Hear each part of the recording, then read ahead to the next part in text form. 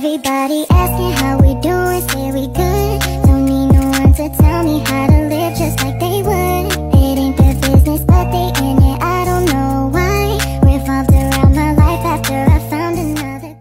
Hello everyone, my name is Anita Mariska, MPM 22,411,036,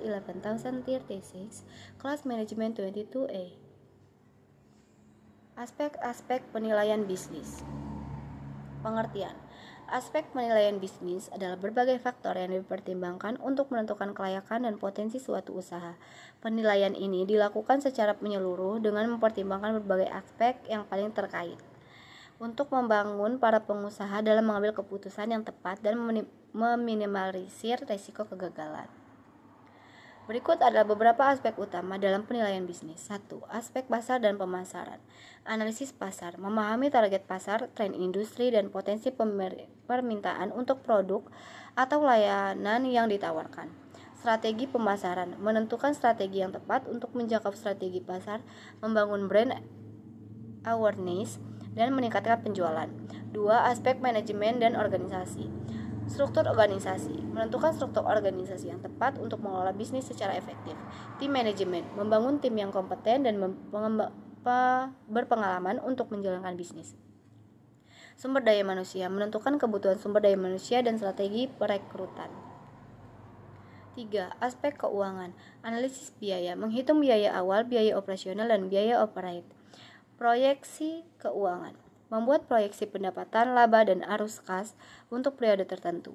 Analisis resiko, mengidentifikasi resiko keuangan dan strategi untuk mempertigasinya. 4. Aspek teknis dan operasional.